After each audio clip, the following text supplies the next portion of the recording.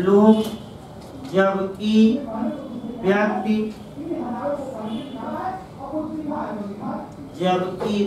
सहायता देने के लिए विधि द्वारा बाध्य हो। जबकि व्यक्ति बैरक में लिखा हुआ लिखवाया जा रहा है, जबकि व्यक्ति सहायता देने के लिए विधि द्वारा बाध्य हो, आबद्ध हो, बाउंड हो। इसमें लिखते हैं, थोड़ा क्या लिखवाना है। इसमें आपका CRPC एक धारा जोड़नी है। मैं फिर बता दूं, उत्तराखंड जे में पिछली बार ये धारा पूछी जा रही है कि जनता की धारा में दिया गया CRPC में कि जनता मजिस्ट्रेट और पुलिस को सहायता देने के लिए बाध्य होगी। तो कौन सी धारा CRPC की है? 37 लिखे नीचे। CRPC की धारा 37 के तहत एक लाइन और लिखना CRPC में जोड़कर लिखिए। CRPC की धारा 37 के तहत जब पुलिस या मजिस्ट्रेट जनता से सहायता की मांग करते हैं, जब पुलिस या मजिस्ट्रेट जनता से सहायता की मांग करते हैं, तब जनता सहायता देने के लिए बाध्य है। मांग करते हैं तब जनता सहायता देने के लिए बाध्य है। ये फिर एक बार बता दें आपका ये क्वेश्चन। अब आइए 188 सेक्शन लिखे IPC के भाई। 188 भी आपका इस संकट विश्वव्यापी संकट की घड़ी में खूब यूज किया गया है। तो जो धाराएं ज्यादा यूज की गई है वर्तमान में, उसको तो जरूर याद रखिए। कौन सी धारा यूज की गई है ज्यादा? 188 यानी कि 188। देखिए आपका एक दो नियम देखा जाए भाई। पहले, यदि लोक सेवक ने कोई आदेश दिया और कोई व्यक्ति उस आदेश का पालन नहीं करता और लोक सेवक कानूनी रूप से वह आदेश देने के लिए क्या था? प्राधिकृत था। माने कानून उसको हक देता था कि वह ऐसा आदेश दे सके और दिया भी, लेकिन किसी व्यक्ति ने उस आदेश का पालन नहीं किया। तो ऐसा व्यक्ति इस धारा के तहत IPC में दंड का भागी होगा 188। अब आइए एक उदाहरण देखिए भाई, सटीक उदाहरण आपका ध्यान से देखना है।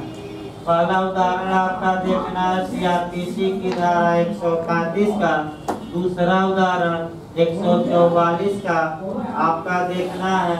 और तीसरा भाई आपका 144A है, लेकिन इसके लिए दंड आपका IPC की धारा 153A में दिया गया है, तो ये अलग हो जाता है। यानी कि CRPC की दो धाराएं हम देखते हैं और इन्हीं दो धारा, तीसरा ना लिखेगा। ये 144A जो CRPC के हैं, इसके लिए सजा अलग दी गई है और IPC की धारा में 153AA यानी कि इसको हम मिटा दे रहे भाई, क्योंकि लोग लिख लेंगे ये भी 188 में आती है। अब आइए ध्यान से देखिए दो धाराओं का उदाहरण, तब डायरेक्ट पढ़ा जाए। 133 ये बताते हैं कि कोई कार्यपालक मजिस्ट्रेट आपका न्यूसेंस हटाने के लिए कंडीशनल आर्डर, ये उत्तराखंड में पूछा गया है कि न्यूसेंस को हटाने के लिए सशर्त आदेश कंडीशनल आर्डर की धारा में दिया जाता है 135। कौन सी धारा? CRPC 135। ये आर्डर कौन देता है? तो ये भी बिहार में क्वेश्चन बनाया। DM ADM राज्य सरकार द्वारा सशक्त कोई विशेष कार्यपालक मजिस्ट्रेट उपर्युक्त सभी, ऐसा क्वेश्चन बना। क्या मारेंगे? कौन दे सकता है? उपर्युक्त सभी। नकारात्मक भी आदेश हो सकता है और सकारात्मक भी, याद रखें, निगेटिव और पॉजिटिव। अगर कहा गया कि आप लोक न्यूसेंस को हटाइए, लोक न्यूसेंस के सामान्य मामले हैं, पब्लिक न्यूसेंस, और कोई व्यक्ति मजिस्ट्रेट के आदेश का पालन नहीं किया, तो स्पष्ट रूप से याद रखिए, जब मजिस्ट्रेट सशक्त था आदेश देने का, आदेश दिया और कोई व्यक्ति आदेश का पालन नहीं किया, तो ऐसा व्यक्ति आईपीसी की धारा 188 के तहत दंड का क्या होगा? दूसरा जो लॉकडाउन में खूब धारा चली है 144 है, यानी कि 144 धारा का युद्ध इस बार खूब हुआ है और हमेशा आपका 144 के तहत आदेश लोक न्यूसेंस के अर्जेंट मामलों में दिए जाते हैं और इसमें जो आदेश होगा निगेटिव होगा, एक्सपार्टी भी आदेश हो सकता है और डीएम एसडीएम या राज्य सरकार द्वारा सशक्त विशेष कार्यपालक मजिस्ट्रेट भी दे सकता है और ये आपका नकारात्मक होगा। तो एक उदाहरण देखा जाए, मान लीजिए डीएम ने 144 का आदेश दिया और ये कहा कि 5 या 5 से अधिक व्यक्ति एक जगह एकत्र न हो, यही आदेश इस समय लॉकडाउन में जा रहा है और 5 या 5 से अधिक व्यक्ति एक जगह एकत्र हो गए हैं, यानी कि डीएम के आदेश का क्या किए? उल्लंघन। तो कौन सी धारा के तहत लोक सेवक का आदेश का उल्लंघन करने पर सजा है? 180, ये याद रखिए। एक और उदाहरण लास्ट में बता दे तब इसको बेहतर शुरू किया जाए। जैसे कि मान लीजिए कार्यपालक मजिस्ट्रेट ने 144 धारा लागू कर दी और कहा कि कोई भी व्यक्ति अपने घर से बाहर न निकले, यानी कि आपका कर्फ्यू का आदेश दे दिया, ये भी नकारात्मक। कोई भी व्यक्ति अपने घर से बाहर न निकले का मतलब ये हुआ निगेटिव और कोई व्यक्ति घर से बाहर निकल गया तो ऐसी दशा में वह लोक सेवक के आदेश की क्या किया है? वायलेशन। तो कौन सी धारा लागू होगी? 188। बहुत महत्वपूर्ण है, 3-4 उदाहरण बताएंगे भाई। देखिए बेहतर की मात्रा, लोक सेवक द्वारा सम्यक रूप से प्रख्यापित आदेश की अवज्ञा। प्रख्यापित मतलब ना है तो लिख लीजिएगा, दिया हुआ लिख लीजिए हेडिंग पर, बस दंड लिखवाना है। लिखिए भाई आपका लोक सेवक द्वारा सम्यक रूप से, हल्का तेजी लाइए, लोक सेवक द्वारा सम्यक रूप से प्रख्यापित आदेश की अवज्ञा।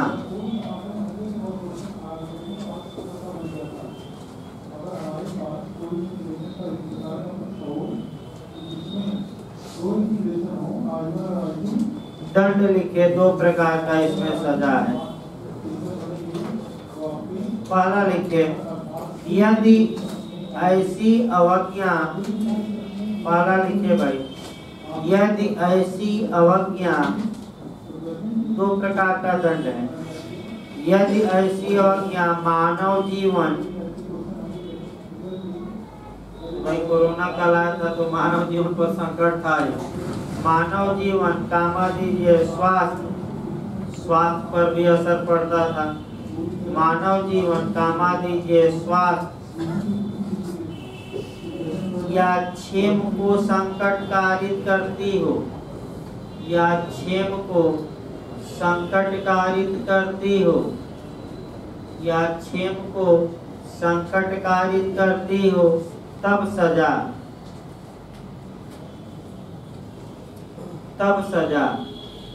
6 माह का कारावास।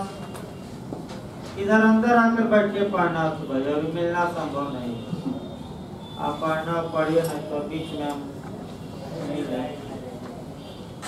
एक बार ही तो फोन नंबर दे दीजिए भाई, फोन आकर बैठ कर पढ़िए, आधा घंटा बाद इंक्वायरी करिएगा। इधर आ जाइए, इधर आ जाइए, बैठ के पढ़िए तब। ठीक है, आपका लिखिए, दंड लिखिए, ऐसी दशा में वाक्य बोलिए। 6 माह का कारावास या जुर्माना 1000 रुपया या दोनों। 6 मास का कारावास या जुर्माना 1000 रुपया या दोनों। एक लाइन देखना, ये देखा यार होगा तो प्रथम मनुष्य आते में देखना पड़ेगा कि संज्ञेय क्या संज्ञेय है, हमें भी याद नहीं आ रहा। लिख लीजिए, उसके बाद बताओ। लिखिए अन्य प्रकार के मामलों में, बस इससे भिन्न मामलों में, अन्य प्रकार के मामलों में दंड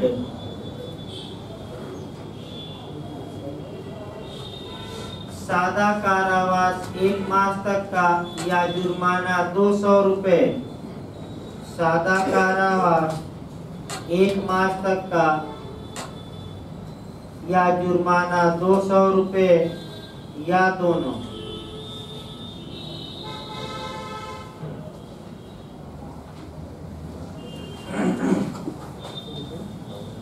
सादा कारावास 1 मास तक का या जुर्माना 200 रुपया है दोनों। लिखिए इसको, पैराग्राफ चेंज करते। यह अपराध संज्ञेय अपराध है। इसको लिखिए, FIR हो रही थी इसीलिए। यह अपराध कॉग्निजेबल ऑफेंस या संज्ञेय अपराध है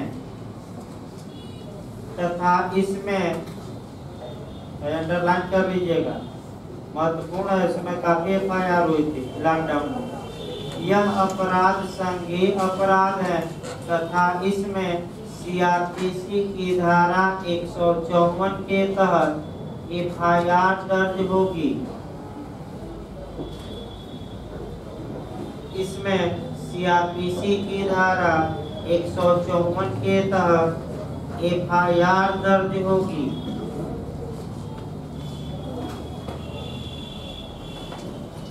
अब आ जाए आप अध्याय 11, इसकी धारा छोड़ दीजिए। अध्याय 11 से क्वेश्चन बनना शुरू होता है और इधर से भी आपका 1 या 2 क्वेश्चन फ्री में आता है। देखिए अध्याय 11, लिखिए भाई, मिथ्या साक्ष्य और लोक न्याय के विरुद्ध अपराधों के विषय में। अध्याय भी याद रखना, आजकल अध्याय पूछा जा रहा है ज्यादा, किस अध्याय में क्या है। अध्याय 11 लिखिए भाई, मिथ्या साक्ष्य और लोक न्याय के विरुद्ध अपराधों के विषय में। मिथ्या साक्ष्य और लोक न्याय के विरुद्ध अपराधों के विषय में 191 से लेकर 229 ए। कैपिटल लिखिएगा, 191 से लेकर 229 कैपिटल है, कैपिटल लिखिएगा, नहीं धारा। देखिए 2 या 3 क्वेश्चन इस चैप्टर से आपको मिलेंगे और आपका निश्चित तौर पर इस चैप्टर से क्वेश्चन बनता है, इसमें कोई शक नहीं है भाई। और हर हाल में आपको तैयार रखना है कहाँ से क्वेश्चन, इधर इस चैप्टर से आपको 10-12 धारा रट्टा होना चाहिए भाई। जो बताया जाती है इससे क्वेश्चन बनता है वह गलत था, ये बाहर कर देगा, मैं बता दूं कंपटीशन से। आपका कर्तव्य है कि पूरी धारा न पढ़िए, जितनी धारा बताई जाए कम से कम उतनी धारा आप क्या करिए, तैयार। तो पहला क्वेश्चन बनता है कि फाल्स एविडेंस देना या मिथ्या साक्ष्य देना कहाँ परिभाषित है। तो लिखिए 191 191 मिलाने के लिए सेक्शन आया है 2 बार। धारा 191 में मिथ्या साक्ष्य देना परिभाषित किया गया है। मिथ्या साक्ष्य देना, फॉल्स एविडेंस देना परिभाषित किया गया है।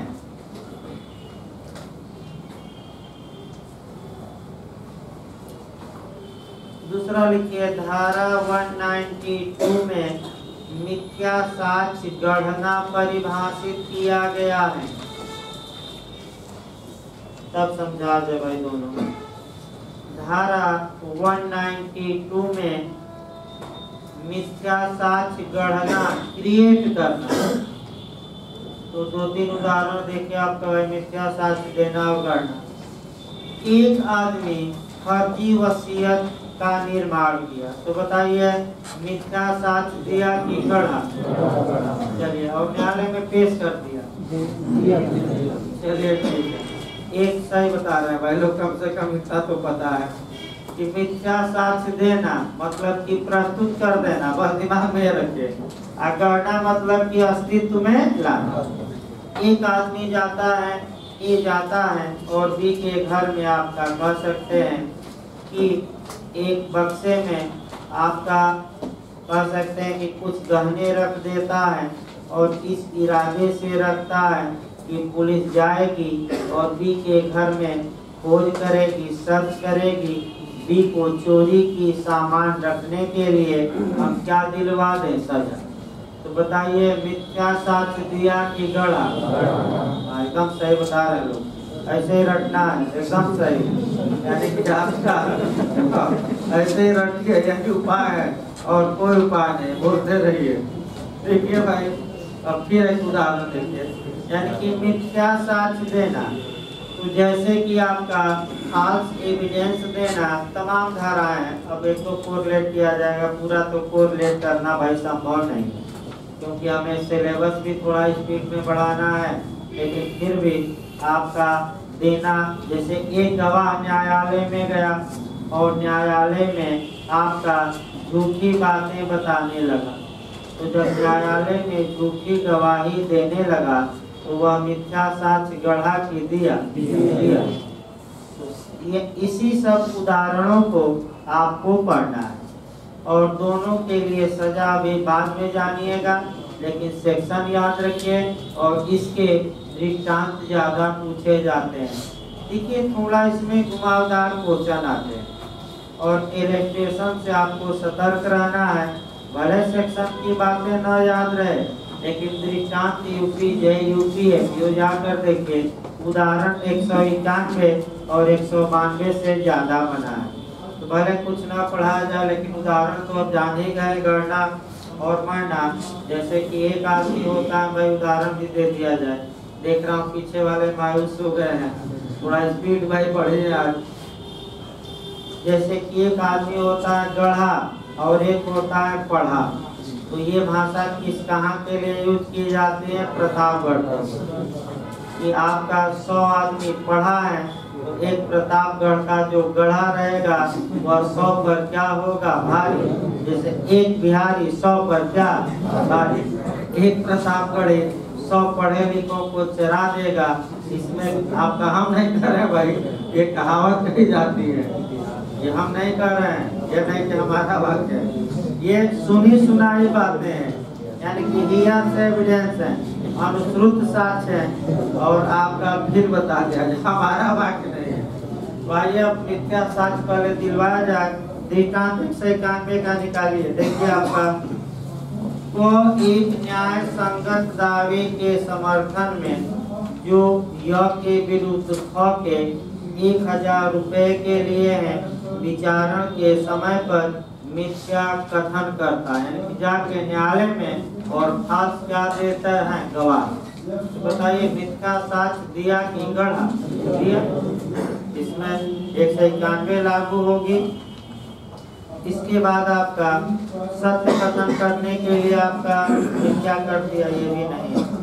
दुभाषिया वाला लास्ट दृष्टांत थोड़ा अच्छे से याद रखिए। एक दुभाषिया है और दुभाषिया का कर्तव्य है कि वह सही ट्रांसलेशन करे, और वह फाल्स ट्रांसलेशन करता है तो की धारा में वह क्या माना जाएगा? कि वह मिथ्या साक्ष्य दिया। और की धारा में 191 तुरंत यहाँ से कोरिलेट करना है।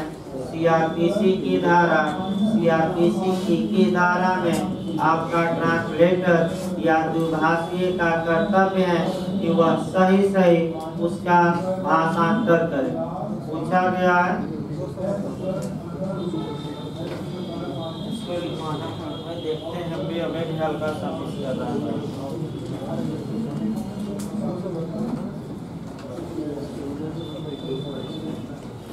इधर यहाँ आपका 200 से आगे है, लेकिन देख लेते हैं, किसी लिए रखा गया भाई, सब कहीं क्योंकि ये पूछा जा चुका है, इसको पढ़ाना जरूरी है भाई। 200 आपका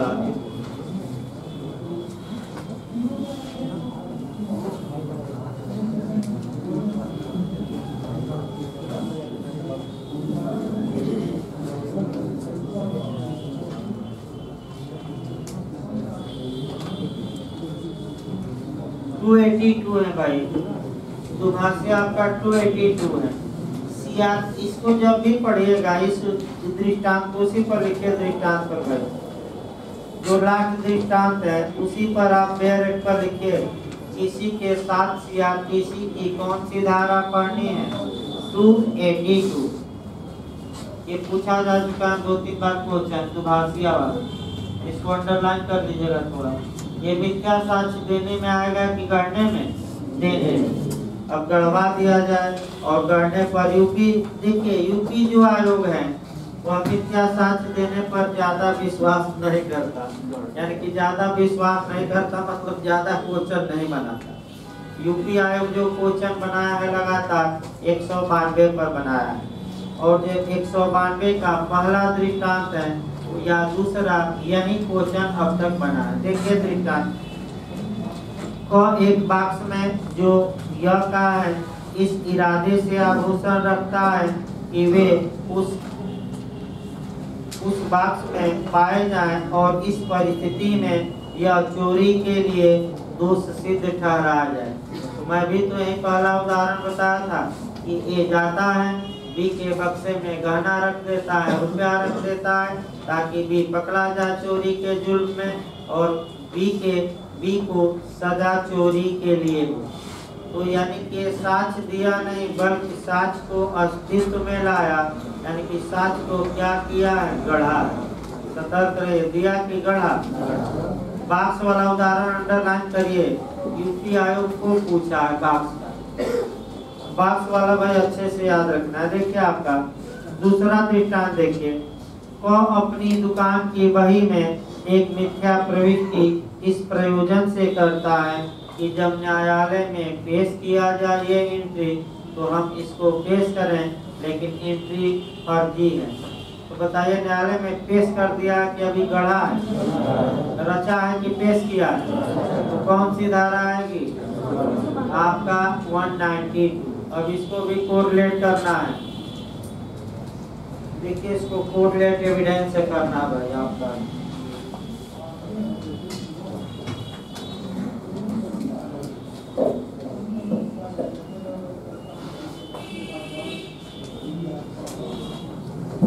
एविडेंस की धारा 34 से इसको कोरिलेट करिएगा। दृष्टांत पर ही लिख लेना है। इस साक्ष्य अधिनियम की कौन सी धारा?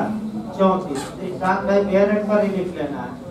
देखिए आपका 34 क्या कहती है कि इसमें एविडेंस में पूछा गया क्वेश्चन, अकाउंट में या लेखा पुस्तकों में जो एंट्री की जाती है वह एविडेंस में क्या होगी? सुसंगत, रेलेवेंट होगी। अब ये पूछा जाता है कि एविडेंस में रेलेवेंट होगी तो सारवान साक्ष्य होगी कि संपोषक यानी कि सब्सटेंसिव लॉ होगा कि केवल और केवल कार्पोरेटिंग नेचर का? पहला क्वेश्चन तो सारवान साक्ष्य नहीं, कैसा साक्ष्य? संपोषक। लेकिन सतर्क ये रहना है, आपका संपोषक पहले नहीं देखना है। पहली वरीयता बेयर एक्ट की भाषा को देनी है, और बेयर एक्ट की भाषा न रहे तब आप किसको वरीयता देंगे? संपोषक। आपका बेयर एक्ट की भाषा कई बार पूछी गई है कि अकेले ही ऐसा साक्ष्य किसी तथ्य को साबित करने के लिए पर्याप्त नहीं होगा। इसका मतलब ये हुआ कि केवल अकाउंट में एंट्री कर देने से उसके पक्ष में फैसला नहीं दिया जाएगा या किसी अभियुक्त को सजा नहीं दी जाएगी। अन्य साक्ष्य भी चाहिए तभी अभियुक्त क्या पाएगा? सजा। एक उदाहरण देखिए भाई, आपका उदाहरण सबसे सटीक मैं बता रहा हूँ राजनीति का, और वह आपका बेचारे हमारे लाल कृष्ण आडवाणी का। वही कहावत कहे जाते हैं कि जब जब बबुआ के, यानी कि भाई कोई अन्यथा अर्थ न लगाएगा बबुआ बुआ का। जब जब बबुआ का विवाह तय हुआ और जैसे ही घोड़े पर बैठा, जैसे बैठने का प्रयास किया, घोड़ा क्या किया, बिगड़े निकला और दो लत्ती मारकर क्या हुआ, फरार। और बबुआ बुढ़ापे तक क्या रह गया, कुंवारा। तो उसी प्रकार अडवाणी जी का है काम, जब जब उनके पास पीएम या राष्ट्रपति बनने का मौका आया, कुछ न कुछ घटनाएं हो गई। और पहली घटना होती है हवाला कांड। हवाला कांड में एलके, तो आपका अनुमान लगाएगा कि एलके मतलब एलके अडवाणी होंगे। एलके ये लिखा था, जो जैन बंधुओं की डायरी थी, काफी प्रसिद्ध रहा। अब जैन बंधुओं ने केवल नाम लिख दिया, तो केवल नाम लिखने से उनके डायरी में किसी को सजा हो जाएगी नहीं। और ये किस में आएगा, यानी कि ये जो साक्ष्य ठीक है प्रस्तुत करिए, लेकिन अकेले किसी व्यक्ति को दायित्व से बाधित करने के लिए पर्याप्त नहीं हो। अगर ये शब्द न रहे तब आप क्या देखेंगे, संपोषण, लेकिन पहला शब्द मेरे खोजा जाता है। तो आइए हम बता रहे थे भाई लेखा पुस्तिकों, ये ने अपने डायरी में ये लिखा कि मैं भी को 500 रुपया उधार दिया, और 500 की जगह देखिए क्या कर दिया, मिथ्या प्रविष्टि। 500 का सामान उधार दिया और कितना बढ़ा दिया, 0।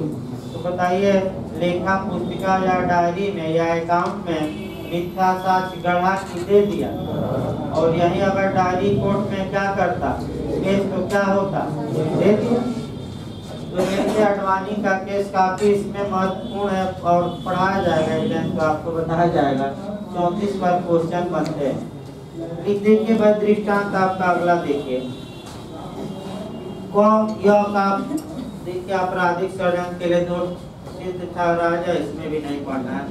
अब आइए 193 लिखिए, दृष्टांत पर ही आपका सेक्शन 8 करना है। 34 193 लिखिए, मिथ्या साक्ष्य देने के लिए दंड। हेडिंग डालिए भाई, मिथ्या साक्ष्य देने के लिए दंड।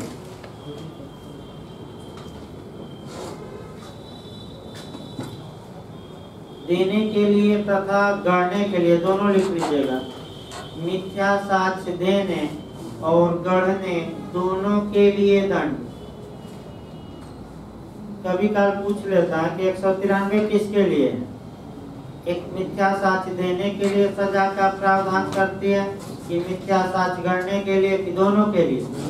अगला क्वेश्चन बन सकता है कि दोनों के लिए भाई बता दिया जाए, क्योंकि क्वेश्चन बताने थोड़ा स्पीड बढ़ाई गई है, लेकिन फिर भी क्वेश्चन आपका बताया जाए। दूसरा क्वेश्चन बना कि 193 में आपका किसके लिए सजा है, 191 के लिए, 192 के लिए, दोनों के लिए, इनमें से कोई नहीं, क्या मारेंगे। तीसरा क्वेश्चन बना कि मिथ्या साक्ष्य गढ़ना और मिथ्या साक्ष्य देना दोनों के लिए अब दे देगा सजा अलग अलग है, सजा एक ही है। सजा जो दी गई है एक ही धारा में समान रूप से दंडनीय है, और दे देगा दोनों के लिए सजा अलग अलग है। तो क्या मारेंगे, दोनों के लिए सजा एक ही धारा में समान दंड से क्या है, ऐसा भी क्वेश्चन इस समय आ रहा है, समान दंड से दंडनीय। तो सजा लिखिए कितना पहुंचे, कितना दिया जाएगा। यदि न्यायिक कार्यवाही में ऐसा किया जाता है तब सजा, जुडिशियल प्रोसीडिंग न्यायिक कार्यवाही में अलग है, यदि न्यायिक कार्यवाही में तब सजा 7 वर्ष तक का कारावास और जुर्माना। शॉर्टकट में लिखिए 7 वर्ष तक का कारावास और जुर्माना।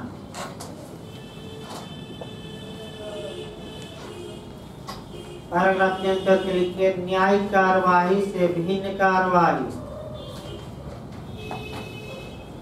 पैराग्राफ चेंज कर लीजिए, न्यायिक कार्यवाही से भिन्न कार्यवाही में सजा 3 वर्ष तक का कारावास और जुर्माना। 3 वर्ष तक का कारावास और जुर्माना। देखिए आपका सजा कम पूछा जाता है, मैं बता दूं, लिखवाया जा रहा है, लेकिन प्रावधान ज्यादा पूछे जाते हैं, सजा थोड़ा कम भी याद रखेंगे तो काम चल जाएगा। ये जरूरी है कि सबके लिए सजा याद करिए। अगला ये 194 है, निकालिए। मृत्यु से दंडनीय अपराध के लिए दोष सिद्ध कराने के आशय से मिथ्या साक्ष्य देना। मृत्यु से दंडनीय अपराध के लिए दोष सिद्ध कराने के आशय से मिथ्या साक्ष्य देना। 194 इसलिए महत्वपूर्ण है कि कुछ दशाओं में जो फॉल्स एविडेंस दिया है या फॉल्स एविडेंस गढ़ा मैंने रचा है, क्रिएट किया है, उसको मृत्यु दंड भी दिया जा सकता है। इसलिए आपका 194 महत्वपूर्ण है। फिर एक बार समझिए, 194 में पूरा नहीं पढ़ा जाता है। 194 में कुछ दशाओं में मृत्यु दंड का प्रावधान है। अब कौन सी दशा है, इसके पहले की 194 बताया जाए। एक उदाहरण देखिए और उसी उदाहरण पर आपका 194 सेट किया जाए और हल्का सा अंतर रहेगा। देखिए एक उदाहरण मैं बता रहा हूँ आपका, जो ये आपका उदाहरण बताया जाता है। दो एल्डर थे, एल्डर मैंने सम्मानित व्यक्ति बना लिया जाए, ए तथा बी। ये समाज के सम्मानित व्यक्ति हैं, यानी कि बाबा जो कहा जाता है ना इस समय। अब कौन बाबा ये ना पूछिए, क्योंकि तमाम बाबा हैं। डमरू वाले बाबा, तो कोई चिमटा वाले बाबा, तो हमारी कौन है भाई? जैसे आपका ये राधा रानी, क्या नाम है? राधे माँ। वो तो बस हाथ फेर देंगी तो क्या हो जाएंगे स्वर्ग में। और एक तेल मालिश बाबा है और एक फूल वाले बाबा है हमारे आसाराम। भाई भक्त नाराज ना हो, सबको लपेटा जाता है, कोई नाराज ना हो अगर आसाराम का चेला हो। अगर नाराजगी हो तो उसके लिए हमें खेल है, लेकिन हम आदत से मजबूर है। आपका नाराज हो तो पड़िए, लेकिन आदत हम सुधार नहीं सकते। आगे देखते भाई, अब तो आगे ना उदाहरण भाई सटीक आ जाएगा। देखिए तो सम्मानित व्यक्ति थे, एक धन्ना सेठ के पास पहुंचे, यानी कि सी के पास पहुंचे। सी ने बहुत आवा भगत किया और सी का फार्म हाउस था, यानी कि आजकल फार्म हाउस चल रहा है, बड़े बड़े फार्म हाउस। तो इन्होंने इच्छा जताई कि हम आपके फार्म हाउस में घूमना चाहते हैं। तो सी ने कहा भाई जाकर घूमिए। फार्म हाउस में एक तालाब था। अब तालाब को वर्तमान में स्विमिंग थोड़ा वर्तमान से जोड़ा है भाई। और स्विमिंग पूल था और सी की पत्नी उसमें स्नान कर रही थी। अब ए और बी आए और एक सी की पत्नी डी बना लिया गया। डी से ये कहे कि आप हमारे साथ रिलेशन बनाइए, नहीं तो मैं राजा के पास शिकायत करूंगा कि आप किसी पुरुष के साथ देखी गई हैं, अर्थात जारकर्म या एडल्ट्री का अपराध करते हुए पकड़ी गई। वैसे भारत में अभी अपराध नहीं है, मैं बता दूं। जारकर्म यानी कि पर पुरुष गमन स्त्री अब दंड का भागी पहले भी नहीं थी, और अब जो जार या कांटा कहा जाता है, और आपका जोसेफ साइन के बाद में उसको भी दंड से क्या कर दिया गया, बात। लेकिन अभी भी सिविल में है, नेट में पूछा गया था, अभी भी तालाक का आधार है। 125 में भरण पोषण से क्या किया जा सकता है, इनकार। केवल और केवल किससे बाहर हुआ है, अपराध। हो सकता है कि भविष्य में सुधार किया जाए हिंदू लॉ में और सीआरपीसी 125 में, लेकिन अभी तक सुधार नहीं। ये नेट में पूछा गया था, आगे देखा जाए। इसमें उदाहरण आगे बढ़ाइए। अब डी इनकार करती हैं, ए और बी जाकर शिकायत राजा से करते हैं। राजा ए और बी की गवाही पर फैसला सुना देता है। और उस समय मैं बता दूं, भले दंड न हो, प्राचीन काल में पर पुरुष गमन स्त्री मृत्यु दंड से दंडनीय थी। और डी को राजा क्या कह देता, क्या दे देता है, मृत्यु। अब जल्लाद होते थे, अब आदमी जल्लाद है, कौन जल्लाद जैसे है। तो उस समय जल्लाद फांसी पर नहीं लटकाते थे, सिर ही क्या करते थे, काट देते थे। हाँ तो भाई जल्लाद क्या करता है, लटका देता है। तो बताइए जल्लाद आईपीसी की धारा में बचाव ले लेंगे, 76 की 77 के 78 78। चलिए ठीक, आगे देखिए भाई। अब इसी समय एक देवदूत आते हैं, यानी कि वकील साहब आते हैं, वकील साहब आ जाते हैं आप जैसे लोग, और कहते हैं कि हे जल्लाद कहाँ ले जा रहे हो इस स्त्री को। तो जल्लाद कहता है कि ये जाकर वाली स्त्री है और इसको राजा ने फांसी दी है और हम जा रहे हैं फांसी पर लटकाने। तो वकील साहब आते हैं, कहते हैं कि एक मौका तो सुनवाई का स्त्री को दे देते, आडि अल्ट्रम पर। अब दोनों गवाहों को बुलाया जाता है, फिर से एक को बुलाते हैं, वकील साहब पूछते हैं कि कहाँ से देखे। तो कहा कि पेड़ पर चढ़कर। तो किसका पेड़ था, तो कहा कि आम का था। फिर जाओ बाहर, फिर दूसरे को बुलाए, कहाँ से देखे, पेड़ पर, किसका पेड़ था, तो इमली का बताओ। यानी कि दोनों गवाहों में क्या हो गया, यानी कि झूठ बोल रहे हैं कि सत्य, झूठ बोल रहे हैं। तो झूठ बोल रहे हैं तो स्त्री को बाइज्जत बरी किया गया और इन दोनों गवाहों को राजा ने फांसी की सजा दी। लेकिन भारत में 194 में बस एक लाइन अंतर आई है, 194 खत्म, बस एक अंतर है भारत में इस उदाहरण। इन गवाहों को मृत्यु दंड तभी मिल सकता है जब ये जो निर्दोष स्त्री थी इसे फांसी की सजा दे दी गई हो, यानी कि मृत्यु दंड का क्या कर दिया गया हो, निष्पादन। अगर निष्पादन नहीं किया गया है तो मृत्यु दंड का प्रावधान, यानी कि भारत में हल्का सा सुधार है। अगर किसी निर्दोष को मिथ्या साक्ष्य देने या गढ़ने के कारण मृत्यु दंड दे दिया गया है तो ऐसे मिथ्या साक्ष्य देने या गढ़ने वालों को भी अधिकतम कितनी सजा दी जा सकती है, मृत्यु दंड। यही आपको हल्का सा सुधार कर लेना उदाहरण में। लिखिए भाई आपका एक लाइन में इसमें लिखिए, यदि किसी निर्दोष व्यक्ति को, बस पूरा नहीं लिखना है आपका, बैरक में मेन लिखना है। यदि किसी निर्दोष व्यक्ति को मृत्यु दंड दे दिया जाता है, यदि किसी निर्दोष व्यक्ति को मृत्यु दंड दे दिया जाता है तब मिथ्या साक्ष्य देने या गढ़ने वाले को दे दिया जाता है, तब लिखवाया जा रहा है, यानी कि निष्पादन हो गया। तब मिथ्या साक्ष्य देने या गढ़ने वाले को भी अधिकतम सजा मृत्यु दंड दी जा सकती है। सकती है लिखवाया जा रहा है, बाध्य नहीं न्यायालय, हाँ विवेक पर है, चाहे जीवन कारावास दे या मृत्यु दी जा सकती है, लिखेगा जा सकेगी। 195 छोड़ देना है आपका और 195 के बाद 195 एक पूछा जाता है, लिखिए भाई 195 एक हेडिंग डालिए। मिथ्या साक्ष्य देने के लिए किसी व्यक्ति को, हेडिंग डालिए, मिथ्या साक्ष्य देने के लिए किसी व्यक्ति को धमकी देना अथवा उत्प्रेरित करना,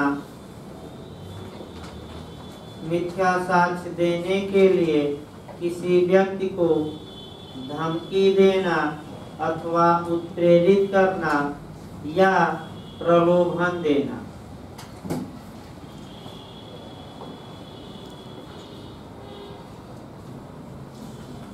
इसका मतलब एक उदाहरण से समझिए, इसी में भाई एक उदाहरण से पहले समझिए। ए एक व्यक्ति है और बी आपका गवाह। ए बी को उत्प्रेरित करता, उकसा देता है, अब नहीं तो कब मिथ्या साक्ष्य दोगे, बदला ले लो इसी समय, अब मौका नहीं मिलेगा। तो उकसा दिया या प्रलोभन दे दिया कि चलो हे भी तुम गवाही देने जाना, तो क्या करना, फाल्स एविडेंस दे देना और मैं तुम्हें क्या करूंगा, माला माल कर दूंगा। और तीसरा आपका धमकी। एक आता है बी से कि जब गवाही देने जाना तो अगर फाल्स एविडेंस नहीं दिए तो गवाही देकर आते ही तुम्हें क्या कर दूंगा, ऊपर पहुंचा दूंगा, वही मुलाकात होगी बाद में। यानी कि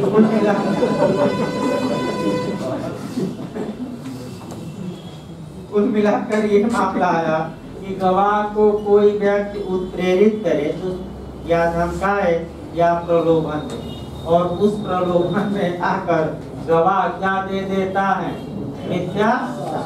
यहाँ भी मृत्युदंड हो सकता है। देखिए, अगर गवाह द्वारा मिथ्या साक्ष्य देने के कारण सी को मान लीजिए कैसी सजा दे दी गई, मृत्युदंड, तो ए को भी आपका 195 ए कहती है कि वही सजा मिलेगी जो ऐसे निर्दोष व्यक्ति को मिथ्या साक्ष्य देने के कारण दी गई।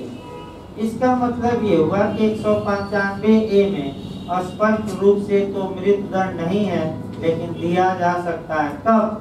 जबकि इनके कारण किसको सजा हो जाए, सी को, और सी को कौन सी सजा हो, मृत्युदंड, तो इसको भी अधिकतम सजा कितनी दी जा सकती है।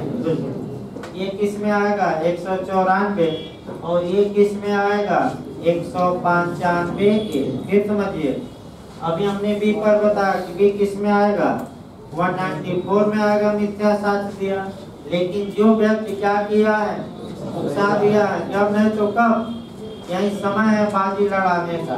तो ऐसी दशा में एक किस धारा में जाएगा, 195 ए के तहत जितना दंड इसको मिला है वही दंड किसको दिया जा सकता है, ए को। मृत्युदंड, अगर सी को मृत्युदंड मिल गया, फांसी पर लटक गया, तो ए को भी कितना सजा दी जा सकती है, मृत्युदंड। ये बच्चित है, इसमें बड़ा स्पष्ट न हो। इसके लिए सीआरपीसी की धारा 195 ए पढ़ना है, आसान काम हो जाएगा। एक है साथ दो कानून हो गए। आईपीसी की कौन सी धारा, 195, और इस अपराध का कॉग्निजेंस कैसे लिया जाएगा, इसके लिए सीआरपीसी की कौन सी धारा, 195 ए। तो अलग अलग है, ये पहला 195 कौन बताए, आईपीसी, और कॉग्निजेंस कैसे लिया जाएगा, इसको लिखिए भाई। आपका पैराग्राफ चेंज करिए, दंड नहीं लिखना है। लिखिए, सीआरपीसी की धारा, एडिट डालिए ना, 105 लिखिए, सीआरपीसी में लिखवाना है। सीआरपीसी की धारा 195 ए के तहत कैपिटल ए लिखिएगा। देखिए, झारखंड ऐसा क्वेश्चन ज्यादा बनाता है भाई, गलत इसके लिए अच्छा कि देख लिया जाएगा। 195 किस पर संज्ञान लिया जाएगा, परिवार पर की पुलिस रिपोर्ट पर की, दोनों पर ये देखना है।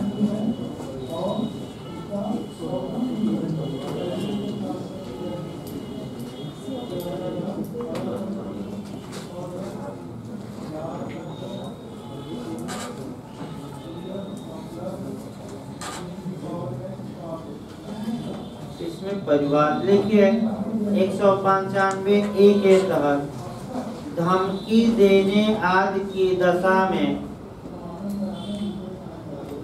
धमकी देने आदि की दशा में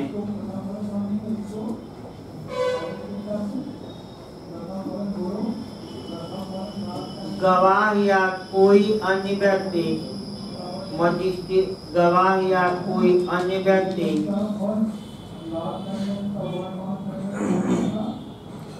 परिवाद कर सकेगा, परिवाद लिखा है, परिवाद कर सकेगा। इसमें एक समस्या आ गई, पुलिस रिपोर्ट तो है नहीं, लिखा नहीं है पुलिस रिपोर्ट, यानी कि ऐसे क्वेश्चन बना झारखंड में, कैसे मामलों का कॉग्निजेंस किस पर लिया जाएगा। देखिए क्या देगा, परिवाद पर, दूसरा ऑप्शन पुलिस रिपोर्ट पर, तीसरा स्वयं के ज्ञान पर, चौथा उपर्युक्त सब। ऐसा क्वेश्चन आया है, लेकिन बेयर एक्ट में केवल क्या लिखा है, परिवार। भाई अगर समस्या है तो बेयर एक्ट की भाषा क्या होगी, मान्य होगी। वैसे भी बिहार आयोग कई बेयर एक्ट की भाषा मान्य नहीं करता, जैसे कि उत्तर प्रदेश में आता है कि प्रतिफल के बिना करार क्या होता है, लेकिन जाकर बिहार में देखे दिया था प्रतिफल के बिना संविदा क्या होती है, तो शून्य। तो ये गलत शब्द है, लेकिन अब आयोग ने माना है भाई। लेकिन आपका लीगल भाषा में कॉन्ट्रैक्ट की धारा 25 में कि विदाउट कंसिडरेशन जो एग्रीमेंट होता है वह बातिल या वायड या शून्य होता है, ये नियम है। तो अलग बात है। देखिए अगले धारा देखिए भाई, 2-4 धाराओं निकाला है। देखिए आपका इधर आ गया 100, आपका हो गया 95A।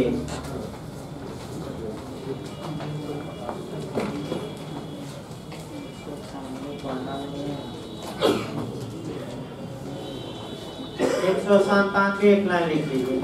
मिथ्या प्रमाण पत्र जारी करना या हस्ताक्षरित करना। मिथ्या प्रमाण पत्र जारी करना या हस्ताक्षरित करना।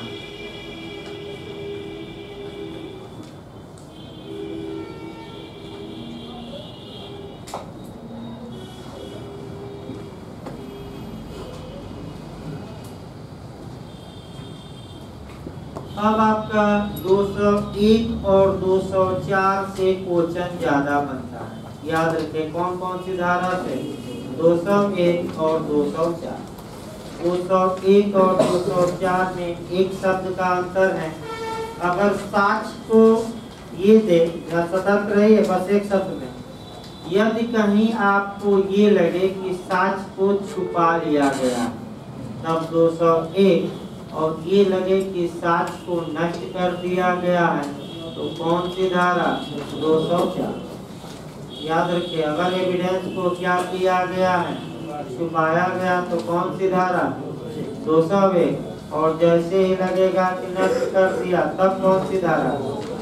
लगभग दोनों धाराएं हल्का सा अंतर है। जैसे कि एक उदाहरण देखिए तब ब्रेक दिया जाएगा भाई आपका, क्योंकि भाई स्पीड में पढ़ाया गया लेकिन 20-22 धारा ठीक पाई। अब समस्या ये कि भाई समझाना भी है, और 20 धारा भी अगर एक दिन में खींच जाए तो 5 हफ्ते तक आपका 300 तक तो पहुँचे ही जाएंगे। 298 तक 20 हफ्ते तक टारगेट है आपका, क्योंकि बीच की धारा सिक्का का ज्यादा पढ़ना नहीं, और उसके बाद आपका लोक निशंस आ जाएगा, उसमें भी कम ही समय लगता है। अब ये इधर से खूब क्वेश्चन वर्तमान में बन रहे हैं, सतर्क रहना इधर से। अच्छे अच्छे प्रावधान तो सभी लोग पढ़ते हैं भाई, आपका इधर से अच्छे से पढ़ना है। देखिए आपका एक उदाहरण, ए ने जिस चाकू से हत्या किया वह चाकू अपने आंगन में गाड़ दिया, तो बताइए साक्ष्य को छिपाया कि मिटा दिया। और चाकू को गला दिया तो क्या किया, मिटा के मैंने छुपाया। अब देखिए एक आदमी की मृत्यु हो गई, उसके पास से मैंने सुसाइड नोट बरामद हुआ और पुलिस ने उसे छुपा लिया, तो कौन सी धारा, 200। और जला दिया, उखाड़ कर फेंक दिया, तो लाश को जलाकर राख कर दीजिए लाश को, तो 204। और लाश को नदी में फेंक दीजिए, कुएं में।